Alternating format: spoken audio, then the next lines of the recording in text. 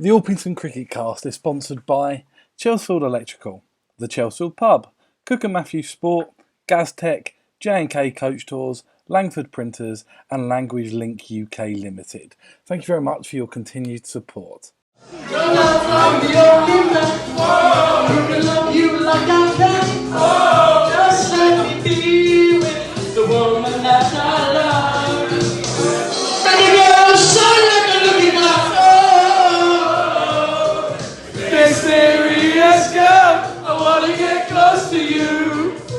And welcome to episode 3 of the Orpington Cricket Cast. We're still waiting for a nice name, so get on social media and check that out for us. Again, another sort of, I think, famous face as a guest today. Myself and Jack are very, very thrilled to welcome to the show. But to give the formal introduction, as always, I do have to hand over to Mr. Jack Morrow. So with us today, we have a life member. And in 2014, he was inducted into the Hall of Fame. He was with Orpington Cricket Club for 11 seasons. He was captain for, I think it was 8 of those seasons. That many. He's won the bowling award 4 times and the outstanding performance award once as well. It gives me great pleasure to welcome Mr. Paul Schmidt with us today. How are you? Very well, thank you. Yourself? Yeah, not too bad, not too bad. How are we coping in lockdown over in South Africa? Well, if it wasn't for the amount of obviously hardship being caused through this, for me personally, it would be quite enjoyable. Lots of time with the family. I'm still working fully from home, being in the banking sector. So, as you can imagine, in South Africa in particular, there's a lot of people on the breadline. Oh, my wife's brought in an essential wear. Awesome. Doing well. Perfect. Can't complain. So I think especially for me and Big Mac, we obviously grew up at a cricket club playing junior cricket as you as first team captain, and I think the how we recognised you was through one word and one word only, and that word was man. So for maybe some of the younger listeners or the people that have joined the club and may not know you that well, do you want to explain the story behind that? I don't actually know where it originated from. I guess it probably is a way of expressing the kind of person I was playing cricket and the dare I say more aggressive nature of playing to win. And as with cricket, there's a lot of frustrating moments in the game. And with Orpington Cricket Club and the first team players who we had to manage, there were a lot of moments which only the word man could express. So without getting into 4-letter words. So, when umpire decisions didn't go your way or people pitch up pissed from the night before or not at all for the first half an hour to a game, man kind of expressed it. Good. Well, we're going to let someone into the call that you've probably said man quite a few times. So we're just going to let him in now. And see if he can figure out how to connect his audio. A lot of those stories are connected with this man. Hello, Mr. Pablo. You've got to be careful. COVID-19, got to be careful. How are you, sir? I'm fine, thank you. Just had a few technical issues with me PC. So I've gone to my iPad instead. Perfect. But I can see you lot are safe, so I can take this off.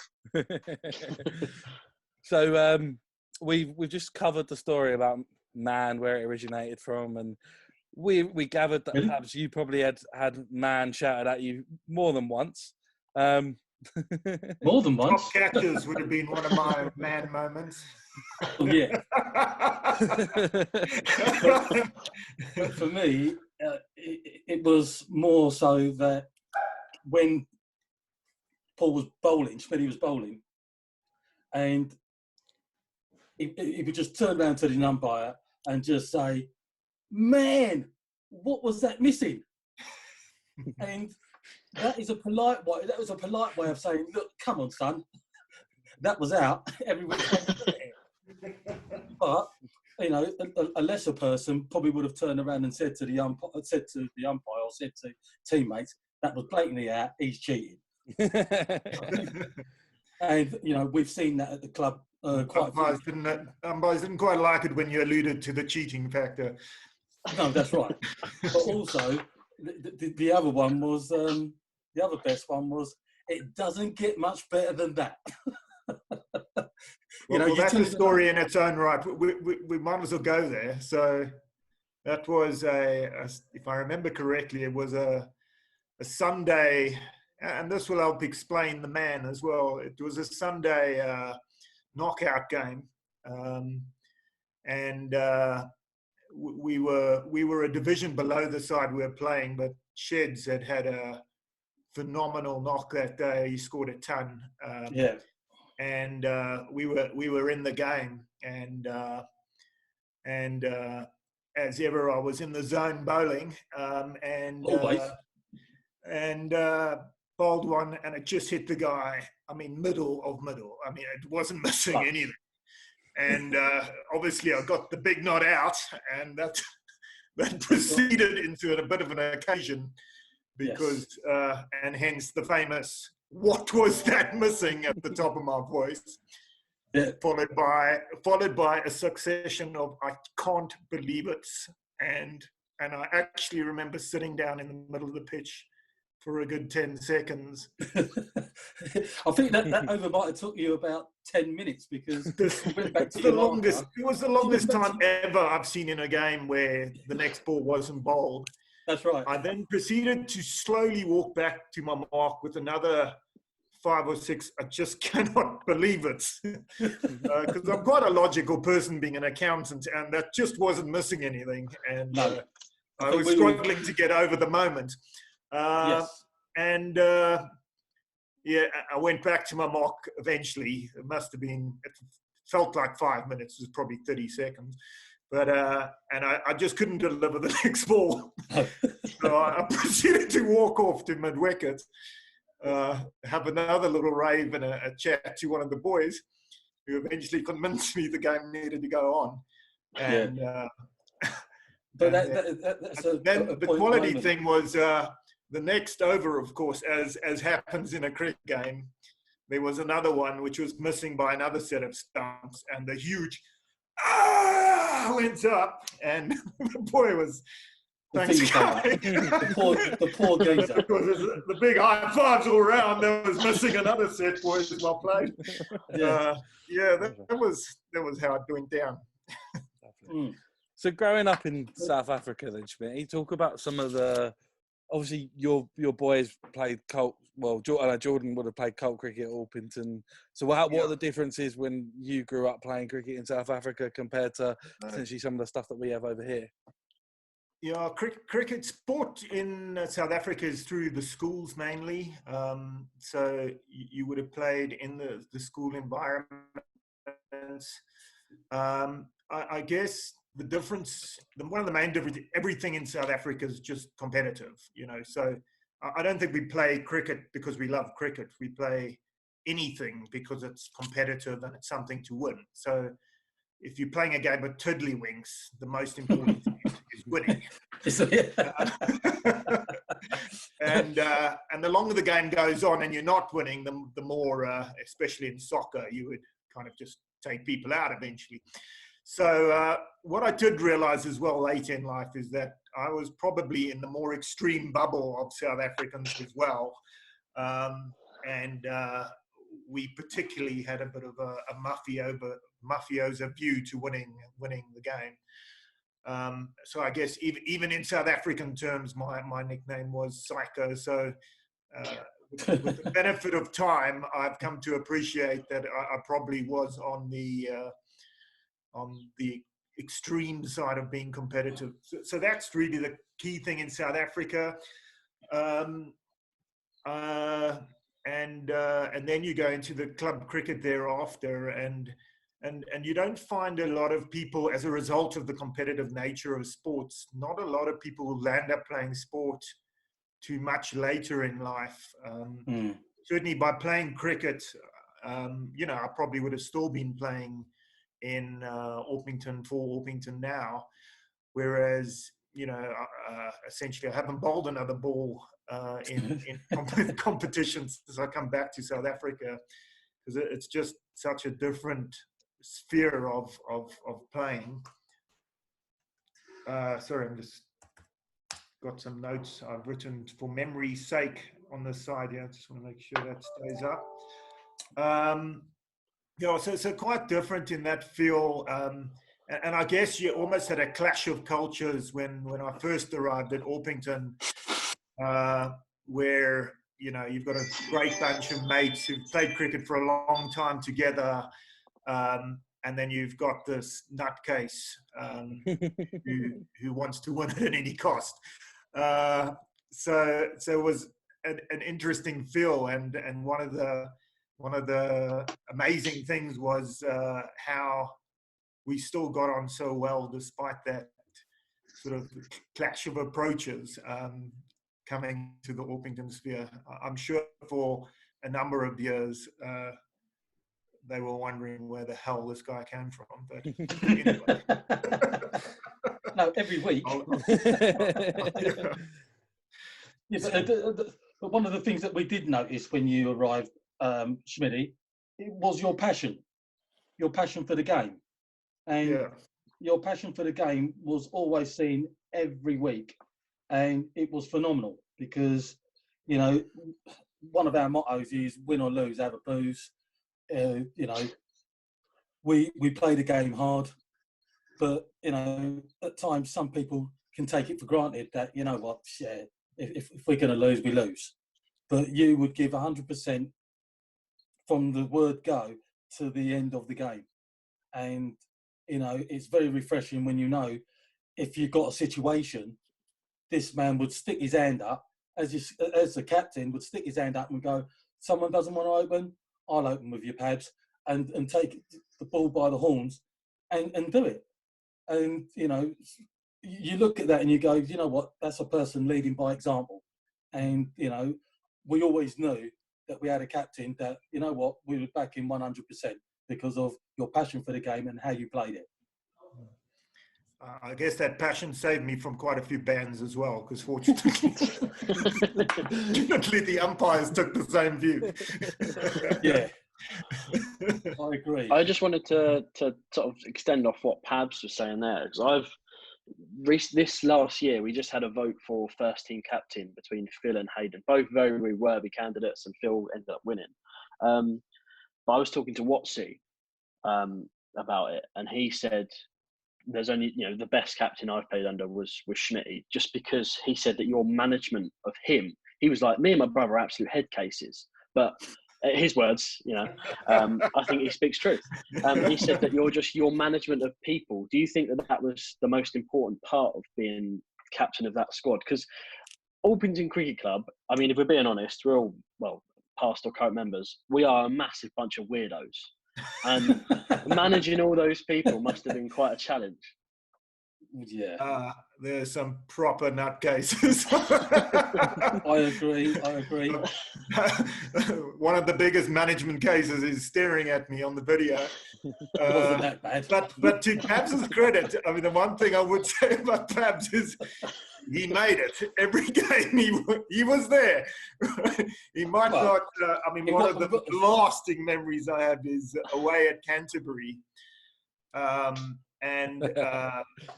I think we were a half an hour into warm-up, 15 minutes before the game, and Pablo arrived.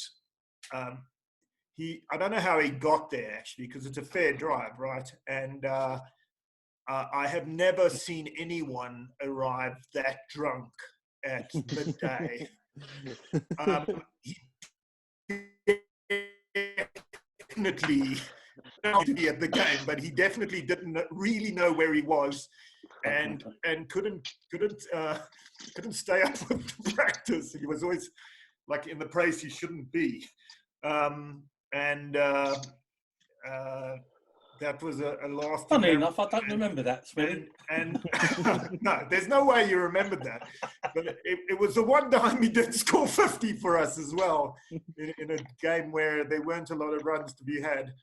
Well, yeah, I think a lot of people turn around and say that most of my best knocks has been when I've had a few the night before. Yeah.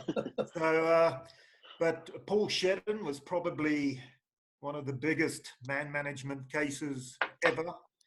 Yeah, just being the great batsman that he was pretty core to getting him on the field every week. But every week was a real mission and I generally find actually with the really great players you come up against, they need quite a bit of management and tolerance. But I guess when you got a ball coming at you at 140 k's an hour,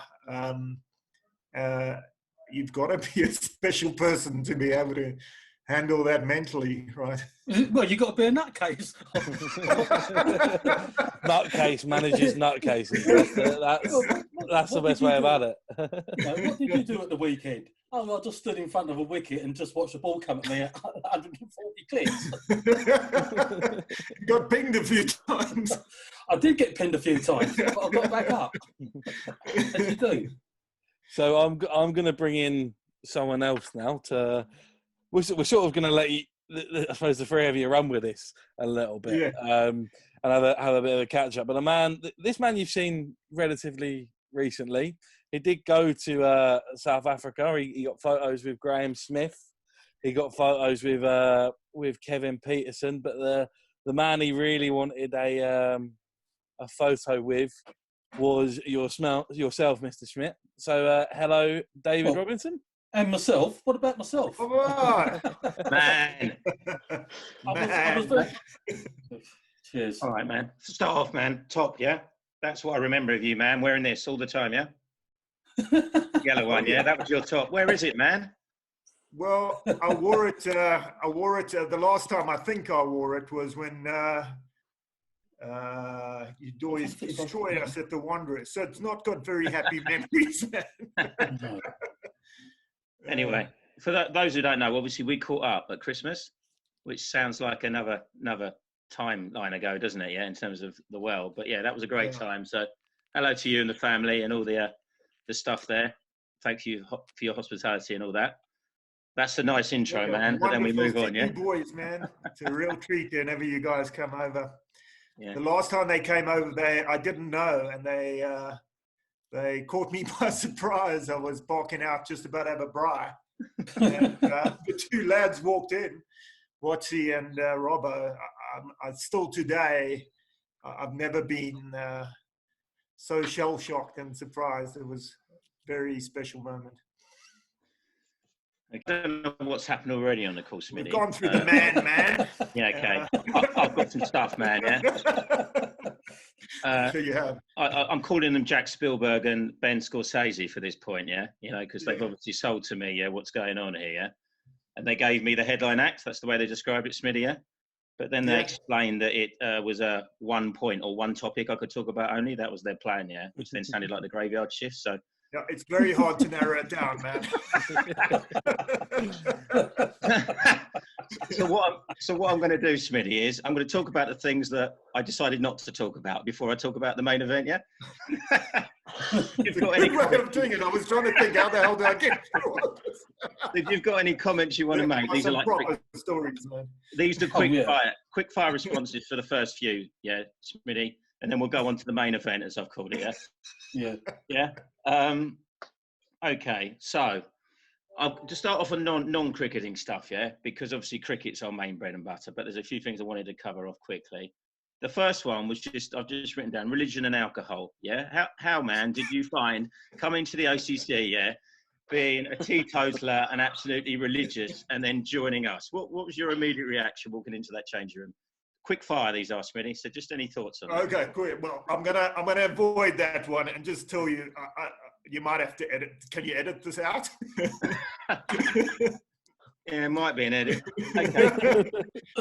That's We'll it. leave that at that. This is leading somewhere. And I just wanted to mention the subject of golf to you, Smitty, yeah? You know, maybe just your behaviour generally on a golf course in the UK. And perhaps also, because Ben Clarkson's asked me especially to mention, you know, you're choking in OCC golf days. You got anything to mention about just golf in the UK? It was an event I really wanted to win. You've already spoken about my competitive nature. That's right. That was up there on something I needed to win, man. I never did. I came close, but it seemed like when I came down the last 3 holes, it all fell apart. So you took it well, yeah? Yeah. Never Okay, won that. If there was one reason I would come back, which would be to win that trophy. Yeah. Many have tried it, Smitty. And then the final thing, just on the non-cricket stuff, is it's just Pablo. Obviously, the great man's led in today, yeah? And I just wanted to talk about the subject of babysitting quickly with you, Smitty. Have you got anything to add to that? Yeah, great babysitter. Pubs missed his calling in life. My kids still remember him fondly. I think they stayed up a hell of a lot later than Don't tell me they squealed on me. ever intended, but they love him. And I mean, it talks to Pabs that despite the character we all know he is, you can trust him with your kids, and they have a great time. And some massive football games went down in the lounge. Yes. It was a pleasure, Smitty. That all sounds good. You know, how much did he pay you, Pabs? Well, that was personal. That's a personal question between me and Smitty. I paid him big time in the liquid, man. Well, that's all we need to know. I didn't go short, put it that way. We're going to bring those together then. We've got a bit of golf, bit of alcohol, bit of religion, bit of Pabs, yeah? Which kind of combines into my non-cricketing kind of event, which was a certain quiz night at a church, Smitty. Would you like to bring that day of golf, the alcohol? You know, he provided the free booze, he spread it down Pablo's throat, and then he took us to a church comedy night, yeah, in the evening, and Pabs was rather lubricated for that. Any I can say none of that was my fault. How was that for you? That one's on me. None of it was my fault. I was only doing what I was told to do. Yeah, it was on me, Pebs. I'll give you that one. Yeah, I was told to play golf, which I'm sure you initially thought it was a good idea, but thought that you and Watsy could take advantage of my good nature because I'd had a few drinks the night before. I think me and Robbo was out, but turning up, I can safely say that I wasn't looking forward to it, and I wasn't at my best. I'm going to have to give the story here. So we, being teetotal, or pretty much, boys could convince me to have one or two, especially if there was a competition against. Who did we did the round the wicket thing with? Stumps. Who's WH? Where's Robbo gone? No, it wasn't Whitstable. Who's the boys we almost had the Barney with? There was the full team stand up. That was me. Cut. Yeah, and then they landed coming up to one of our events, and there was downs. I had to win that one for the boys. Again, the competition, and we won it. That was good. But back to the golf. We were cleaning up after 3 holes. Being teetotal, I had a few drinks, which are just sitting around home. I didn't quite appreciate the alcohol content in this. What was it? Ouzo. Robbo and Pabs. I think they 3 down after 3 holes, and I don't even think that they putted out yet.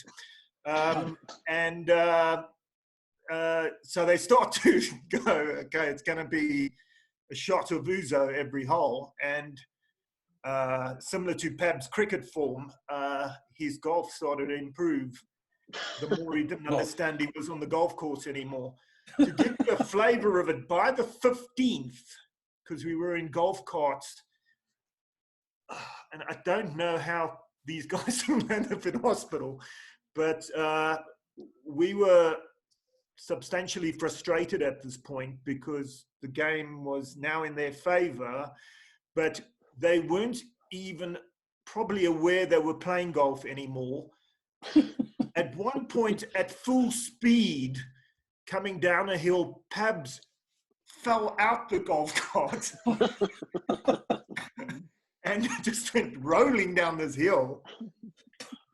Yeah, I think we actually left them at that point. I think we, Robbo still holds that against me. For the last 2 holes, me and Watsi played by ourselves because the game had become so out of control that it was taking a half an hour to just finish a hole. So we won the game, yeah. but the were point playing was, Schmidt did that, then fed us beer in the clubhouse, then provided wine in his space cruiser going to this comedy night with all of his church friends, and Pablo was there. And saying, how was that evening for you, Schmidt? So, yeah, you can imagine it was a reasonably conservative crowd. And the boys were... I was fine by that time. The boys were lubed. Pablo took to blowing, what do you call them? Raspberries. Raspberry. So, of course, he also, as a result, became the target of the comedian who asked him his name. And you guys, I don't know if you know one of his nicknames now is Bigsy, but this is where it came from. And he couldn't speak properly. He was between every second word. Eventually, what the comedian got out of it was Bigsy. It's supposed to be Big Soup. Was that, you were trying to say Big Soup, is that it? That's right, yes. There we go. And then I guess the most memorable moment for me, again, considering the audience, was the comedian asked, so what kind of movies do you like? And Pabs had to join in. And went porn. I don't. Oh my God! I don't remember that. Oh God! Yeah, that was a pretty standard evening. Yeah. But that's the non-cricket stuff. Am I all right to carry on, Jack? Is that all right? Yeah. Yeah. Cool. Keep going. Hey, we'll try and speed it up, Smitty. But this is the cricket stuff, right? Quickly, then. Yeah. The beginning was 2003. I think you played village cricket somewhere else. You then thought about Orpington. I think you were ringing around clubs. And I don't know if you remember anything about the first phone call, because you rang me, like the first introduction to Orpington. Do you remember the phone call? I do. Should I relay? Yeah, just quickly, what happened? So I'm going around. I thought, like, let me look who's in the area. And I phoned up Bromley. And obviously I get the big arrogance. It's... yes, we're what did you use? We're top of the chop, or something like that. I can't remember some English phrase. And basically, if you kiss my ass, you can come practice with us. So that didn't quite strike a chord with me. So I went on to the next phone call, which actually I think was Sid Cup. And then they that was a moment as well. They then said, no, we've already got an international, right? Didn't give me a great vibe. Said I could come down, etc. The nice thing about that was that a season later, we cleaned them up, and obviously I was a instrumental part in cleaning them up. And they then discovered I was the player they declined, because they were closest in proximity to us. So I had some pleasure in shoving that down their throat as we cleaned them up. But I think the third call then I made was to Orpington. Was it you, Robbo? I can't actually remember. It was Robbo. And pretty much, you're straight in, mate. Can you make it? No practice, nothing. Selected on the spot. So that was my first intro, tell you the truth, it was just the right club for me. That was how fate goes. That's what that was the point about that. Literally, like we brought him in for a friendly, I think, straight in. A couple of other quick ones, Smitty. I've just written down car journeys here. Yeah, the space cruiser, or I've called the mobile pub, whichever one you call it. Races with Ray Shedden. You know, anything just about the car journeys for those away coastal games? Do you remember? Yeah. So I guess the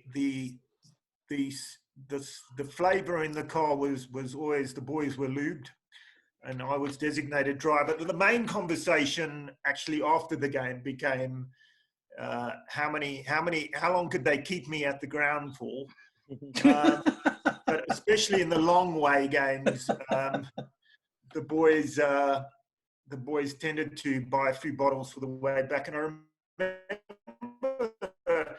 I don't know who we played. It wasn't Sandwich, I don't think. Maybe it was, but it was far out. And halfway home, we got stopped at a police stop. And I remember the copper put his head into the car very quickly, going, the stench from the alcohol was pretty severe. But he seemed convinced that I was okay, so we moved on. The sheds incident, that was probably something which shouldn't happen, but again, given the competitive nature, there was a race home, and at the very first corner, there was kind of a village petrol station, and Ray was in front of me, and I figured out that the move to play was to cut through the side alley, and I managed to get ahead of him. But then we were stuck in country lane traffic, and there was a 3 or 4 row car pile-up thing. Well, not a pile-up, but behind each other, but only going about 30 miles an hour, which certainly wasn't going to cut it. So, yeah, probably wasn't a good moment, but I did decide to take all 3 cars. And it gave me a substantial lead on the way home. So that's enough of that story. All right, I'll pick the next couple up. A couple of batting ones, yeah. I know you're known for your bowling, but a couple of batting comments I wanted to talk on. There was one winter where I was captain, and you were in my ear all winter going, "I need to bat higher. I need to bat higher. I need to bat higher." Right? I was like, "Well, okay, we are struggling a bit at the top of the order, so we agreed on you batting 3, yeah." And I've just written down here, yeah, we're 100 for 0. First league game. This is Division 1 cricket. Yeah. First league game of the season. We're playing Sandwich at home, fun enough, yeah. 100 for 0. Lose a wicket. In he goes at 3, right? Yeah. He's stumped first ball. League season, he's going to bat responsibly. he's gonna, yeah. It's like that's what you're putting up with on hit. So that sums up your batting, I think. Yeah, you had your moment, but you got a bit nervous, yeah. That's it. I remember that ball like it was yesterday. But as I saw it leave his hand, I knew. He bowled it wide. I was coming straight. I was going to reach it. Yeah. To be fair to you, I've also written down that whilst I was captain, I batted you at 10 one game and then 11. And just as an aside, had you ever batted 11 in a league game before that day? No, thanks for that. That's how bad things had got. He ended up at 11 in the game, right? But the I following was looking week, at my batting stats before we came on, and but the following week, I was a bit surprised as to how far down I needed to scroll. The following week, we agreed it can't get any worse. So we opened the batting with you, and you got your 95, which was your highest score. That's so right. How can you go from number 11 to opening the batting at that level and getting 90 odd? Yeah, I needed the pace on the wicket, man. The flipping slow bell, that slow wicket. No one else in Kent League history can have done that, I don't think. We still barely lost that game. My last one before the main one, The Great Escape. You probably touched on it. Are you going to touch on it? I don't know whether that's already. I've got something to get up for you guys, which will go on to the recording. So if you give me a moment, I should be able to. There it is. Put it on for you. The Great Escape. Unbelievable. See nothing like it. Play that. That is a beautiful moment right there. See nothing like it. The Great Escape. Overtook their party. That was brilliant. Yeah. That's at Bexley. Yeah. So Bexley were playing for promotion. That's right. We were dead and buried. I mean, they were on top of their game. and we cleaned them up that day. If I remember, it wasn't even close. So, So yeah, with 3 games to go, I think we were something like 40 points back, which is, so we had to win 3 all 3 outside games. and we'd won. Had we won one that year at all? We won 2 or 3, but we were never going to win 3. Yeah, No, not against the top sides. End of it. And what's even more humbling is I wasn't even at the first one, and there was no chance they were going to win without me, and they did. Yeah. And No. I remember I was in Tenerife, and I couldn't believe my eyes when I saw you boys had won again. Yeah, I felt it's unbelievable. miffed that I wasn't there. And then, to win it at Bexley was amazing. That was my best memory, probably one of the best memories of the club, but definitely the best memory with you. Yeah. Okay, but this is my like final one, which is like my event. Thinking of you, and apologies, it's more on the funny side than the serious side, but that's kind of the nature of it, I think. Yeah. So again, it comes back down to your batting, and you may know where this is going. I don't know, but I thought you were going there first time out. But like, we've been fielding, to give it some context. I think, funny enough, again, we were playing sandwich at home, but we've been fielding, no love lost between the sides, and Schmidt had given it his full competitive repertoire. Overs, yeah. Got into them. They'd racked up their usual 200 odd in the end. Yeah, hard day in the field. And then we're batting second, and I think you're batting 3 against Smitty. I remember you walking around the boundary a bit nervous. In those days, you used to walk around rather than sit quite often. You stretch your legs. You get back to the clubhouse side, and then the wicket falls whenever. Off he goes to go into bat. The wicket's on the far side of the square. So it's a long old stroll in the clubhouse, yeah? Long old stroll. He's gone over the boundary. He's in the boundary. Oh my God, is this really happening? Is this really happening? He kept walking. He's got right to the middle. He's like gone to take guard, and he realised he hasn't got his bat. You heard laughter all round the ground.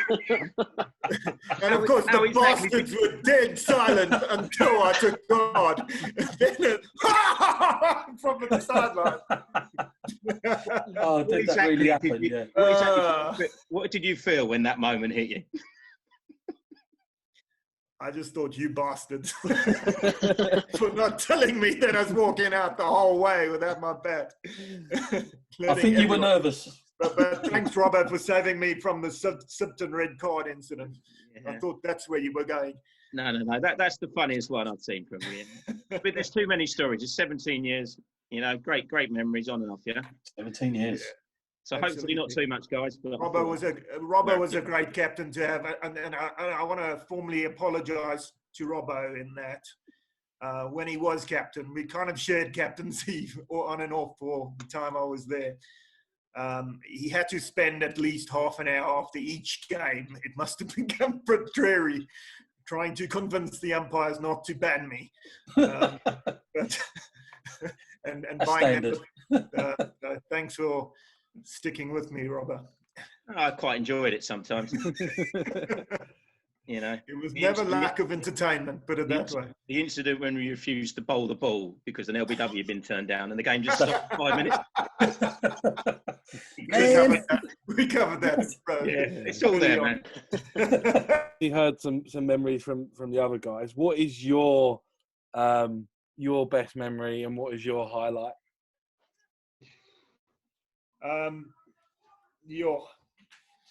Like Robbo, so many. We covered a few personal bad moment. My wife's just laughing. She knew exactly what happened out there.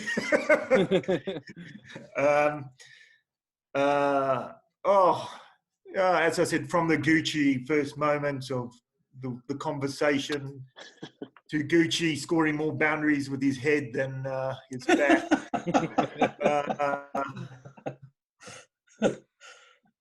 Pablo's consistent antics.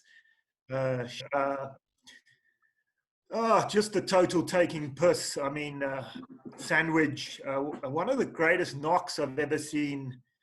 I don't know if Robert still. Who's the guy at Canterbury who scored the 180 against us in 28 overs? Dickinson. What a knock that was! I've never seen anything. I've never seen anything that brilliant at a. It wasn't bad. Level. Well, and then he got caught with a miraculous one-hander from Sanjay.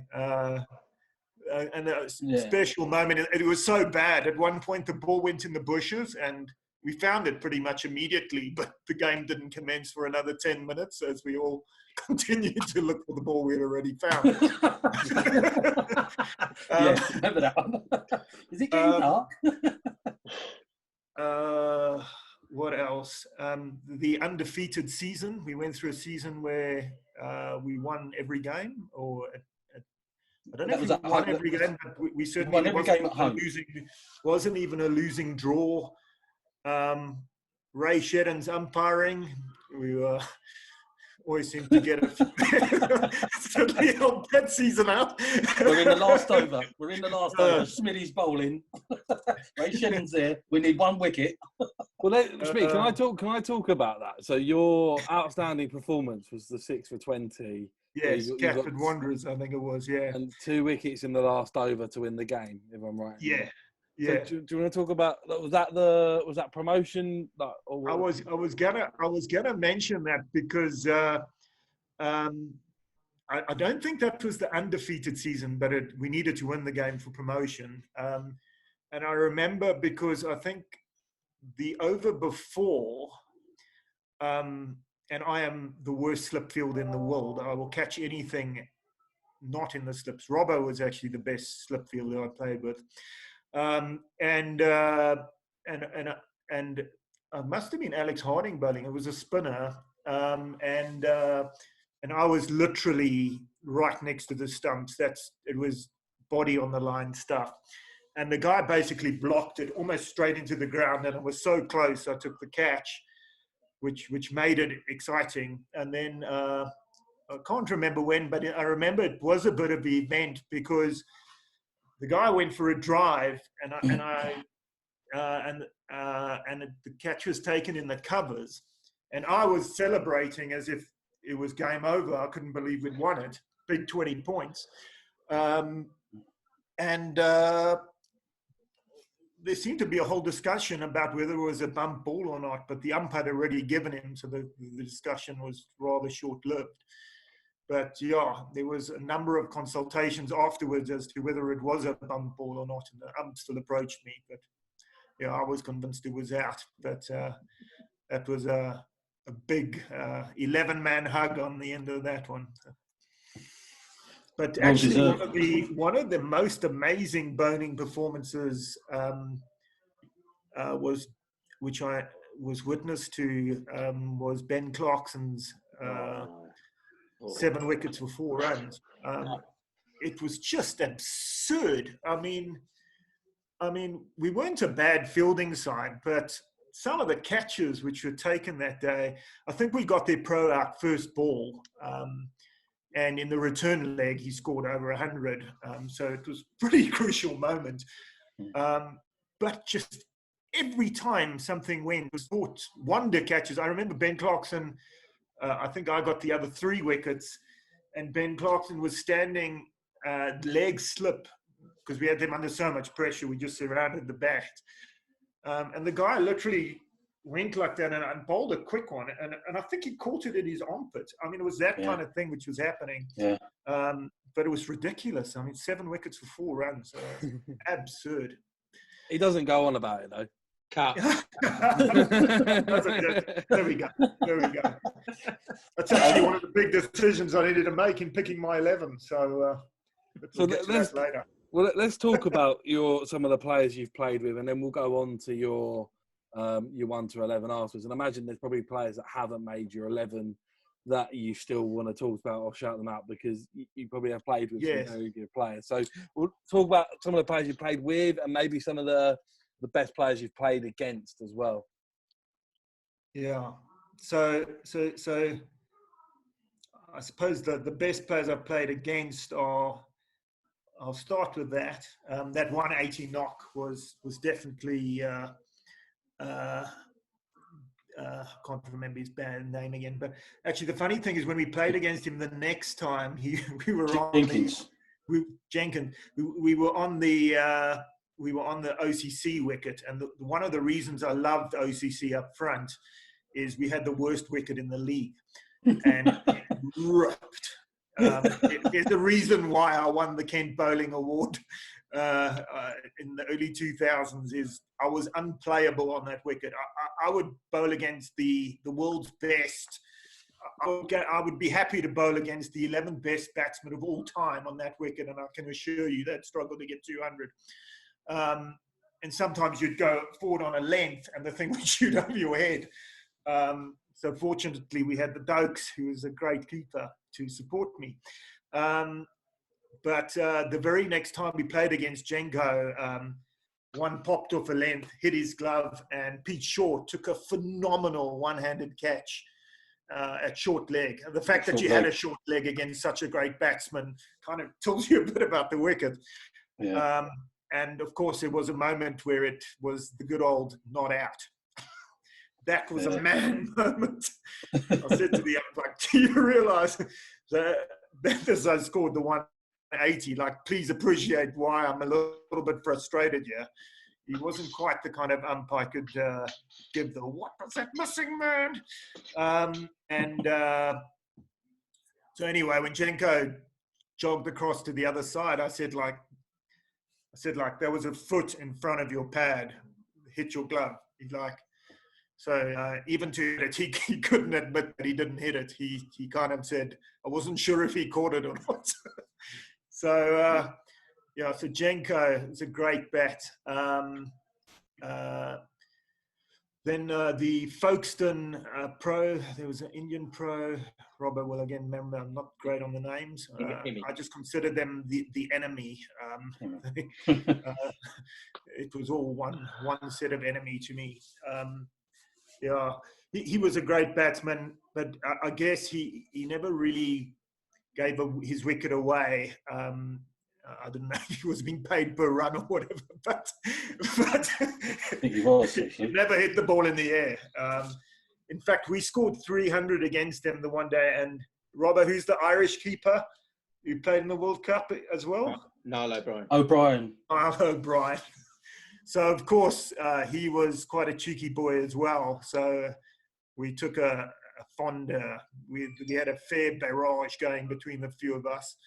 Also, another good batsman, and probably one of the biggest man moments I can remember, was we'd scored 300. So I set a very conservative field, and we got a two batsmen quite early, which put Niall O'Brien and this Indian pro into partnership. And obviously this would be the key partnership of the inning. And true to the pros' form, they nudged it around, but we bowled well that day and they couldn't get the run rate much above 3.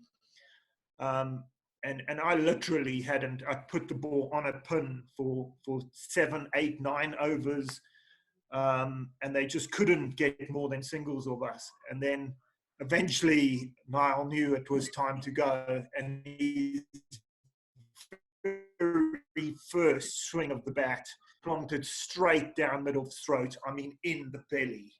And probably why he hasn't made my top 11 Ben Clarkson. Dropped it. I tell you what, it was a perfect plan, executed to perfection, forced the shot. I'm a logical guy, right? Dropped it. It was heartbreaking. Fortunately, 2 overs later, Ben Clarkson was bowling, bowled a rank lob hop. Niall absolutely muddled it. I mean, it was like a flash, and it was straight at me. And I remember the thing clobbered into my hand so hard that it popped out, and it was like, and I got it on the second catch. So, cheers. That was that. Yeah, cheers, Ben. Those guys. There was one game as well where I think we played. They're now Premier League. Is it Whitstable? Where we had Paddy, and there was a quick bowler there. and I mean, this guy was as quick that you didn't want to go bat. He was too quick. Robert, can you remember that team? It's Lordswood. Lordswood, Yeah, I think it's Lordswood, and Masters. and this guy was proper quick. But I think the chirps started to happen again, and then and then this guy tried to bounce Paddy, and he carted him over there for 6. That was quite a moment. But you know, that was the quickest bowler I'd ever seen at that level. I don't want to face him. That was too quick. Who was it, Robbo? Dan Masters. Dan Masters. Dan Masters. Yeah. Oh, he's not had a bad career then, has he? Well, That's a much nicer introduction than Dylan, who just mugged him off for being old. Yeah, Dylan's introduction to Dan Masters was he's 64 and he wasn't that quick. Listen, it does come down to the wicket sometimes, but that was quick that day. That was proper. There weren't a lot of people standing up to that. We'll go on to the OCC guys when we go through my team. So yeah, do you want to talk us through your team? So just go through it. Give your reason as to why they're batting, bowling. Have the one question I've got: have you got an overseas in there? That was the difficulty, is picking only one overseas. So I had to limit myself to one overseas, and in this case, I had to. There was always a debate. Actually, I think I started off as the overseas in the club, but we discovered about 4 years later that I probably could have European qualified. passport. I was on a German European passport, so that was Man. a bit of a man moment when he figured that one out. Another man. So, I mean, I had to think of an opening pair first up, and the obvious choice, and probably, you know, no doubt Paul Shedden was right in there. Great batsman. First time we ever played with him, I couldn't believe how slow he batted, but he hung around. But as his confidence grew, he became a great batsman, very important to the club over that period of time. I remember a conversation actually when he first, I think it might have been his first or second game, where he came out, got next to nothing, and he said he was so upset because somebody called him a 4-letter word beginning in C and ending in T. And I said, man, if all that it took to get you out every week was to call you that, tell me, you know what's going to happen every week you're playing against me. So, yeah, he had a bit of learning to do, but great batsman, and scored some wonderful tons.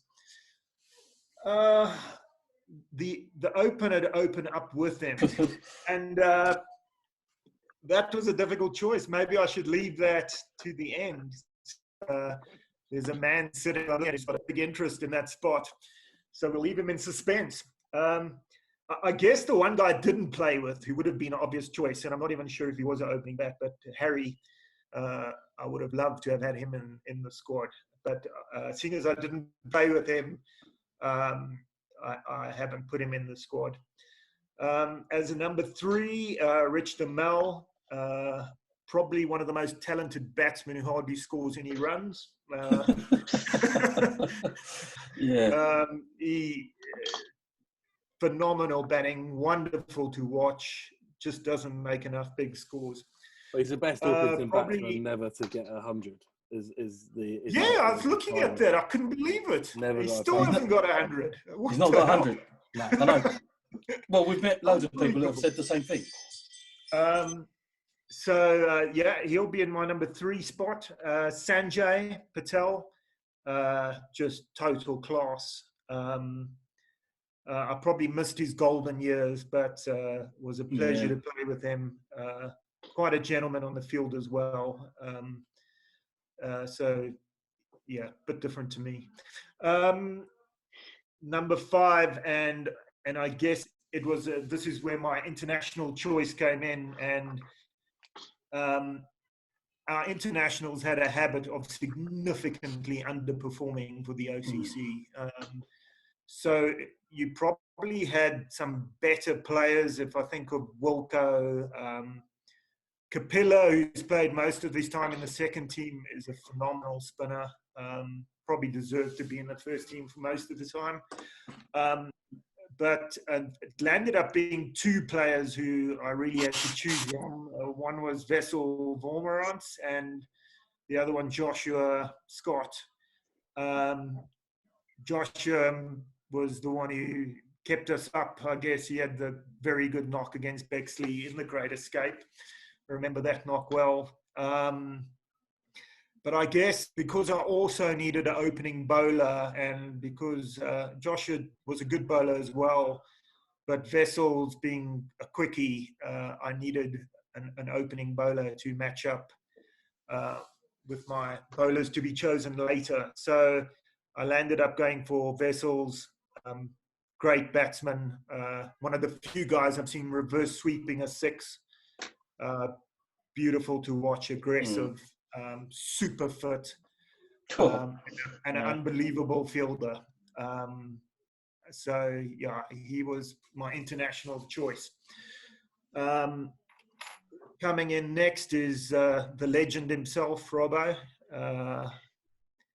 There were some seasons where I would take a third of the wickets and Robbo would make a third of the runs. But Robbo's ability to adapt to the situation, whether he needed to play a long innings or score runs quickly, phenomenal mind for batting, great batsman.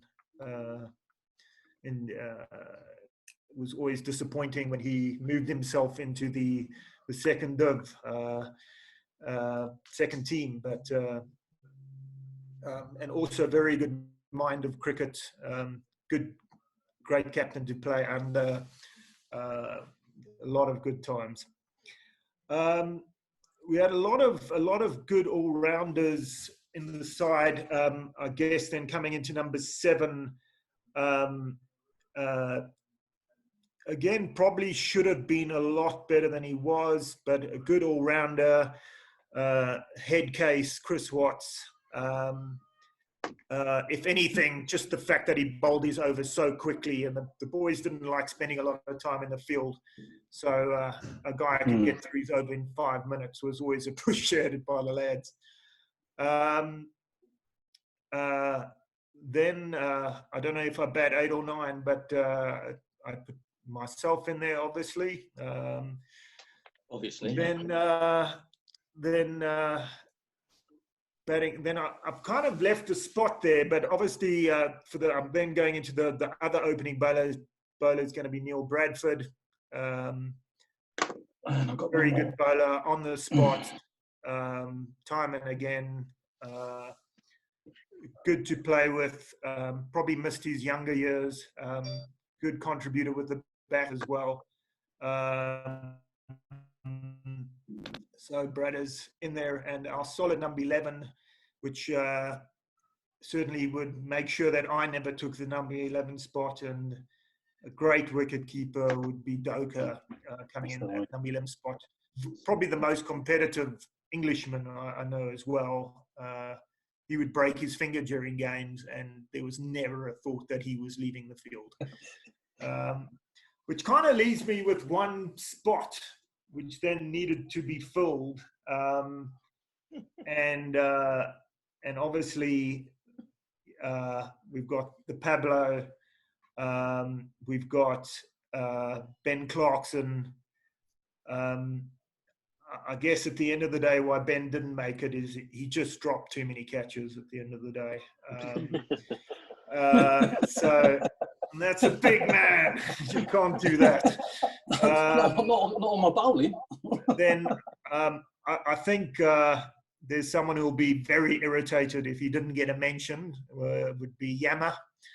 But Yama, just know, man, you're not in the top 11.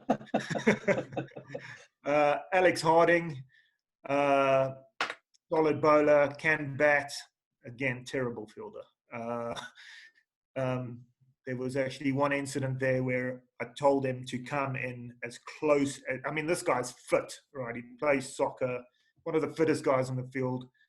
told them, come in, but they're just clipping me around the corner, and it's 1-1, and this is pissing me off by now. And it's like, eventually I said, listen, man, come in as close as you need to get, that they can't take one to you.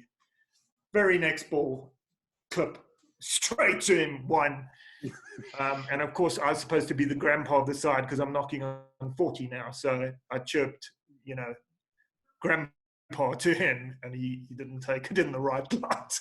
So that was an awkward moment. But certainly worth a mention. Pete Shaw, brilliant fielder, could contribute with the bat.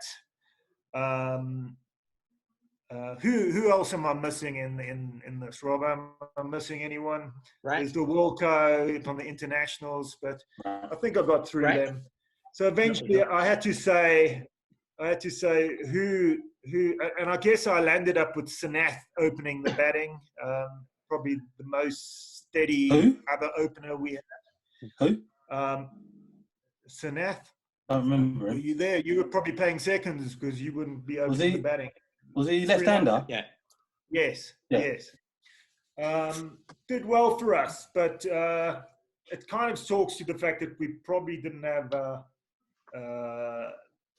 another opener of the Sheds caliber in my time there. But he certainly did make a contribution, and I think that's 10 now, isn't it? Yeah, you got 10. And then I had to go, okay, who else do we need to put in there? And obviously the legendary Pablo, for all he is to cricket at the OCC, for the entertainment value and for the occasional contribution. Occasional? There was some spectacular occasions. It's just a shame you missed my 154 not out, Schmidt. I was really gutted about that. When was that? 2016. I think I'm correct there, Robbo? Were you playing in the thirds by then, Pat? The thirds? Robbo was skipper. Was it 2016, Robbo? Okay, so the seconds then. Yeah. Good side, man. Yeah, good Very side. good side.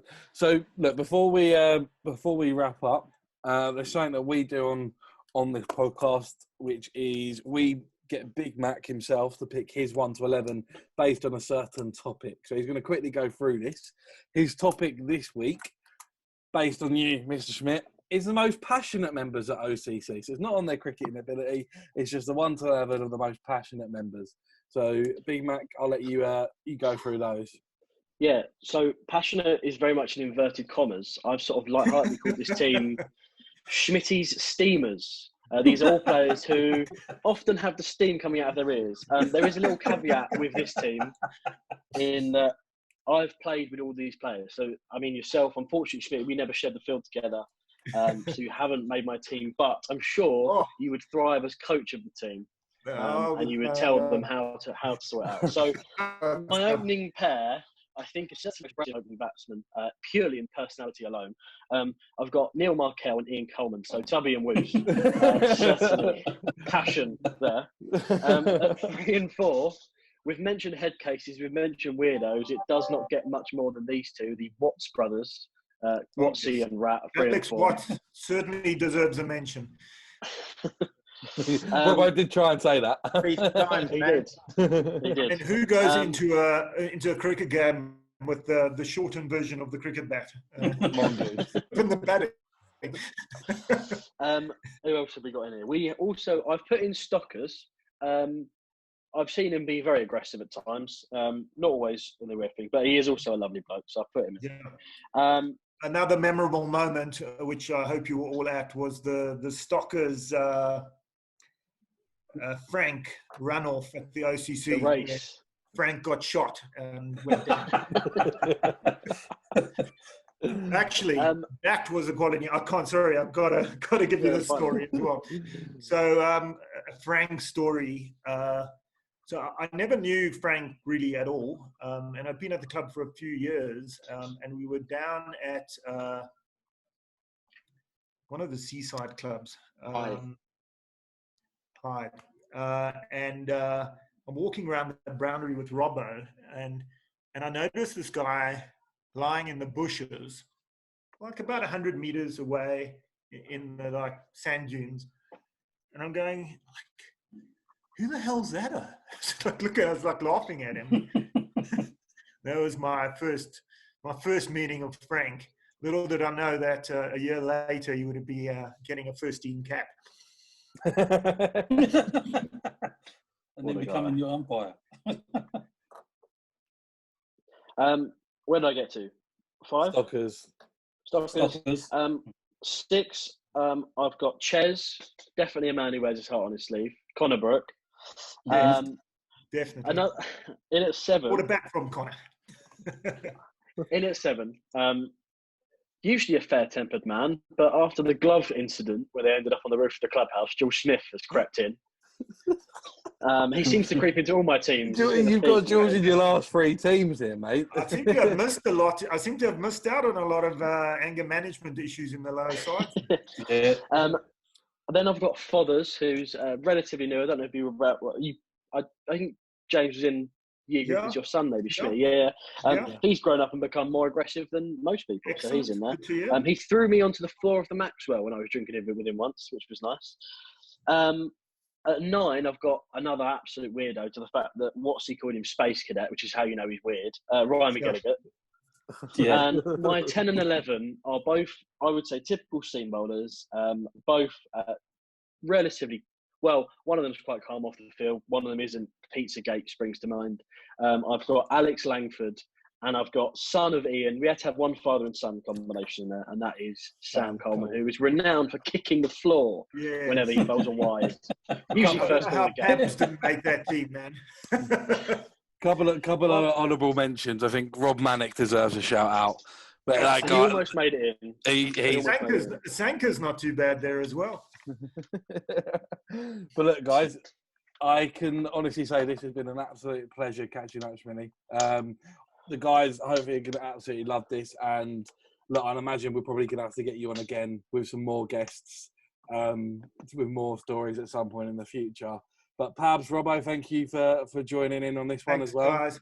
Guys. I really miss you guys all.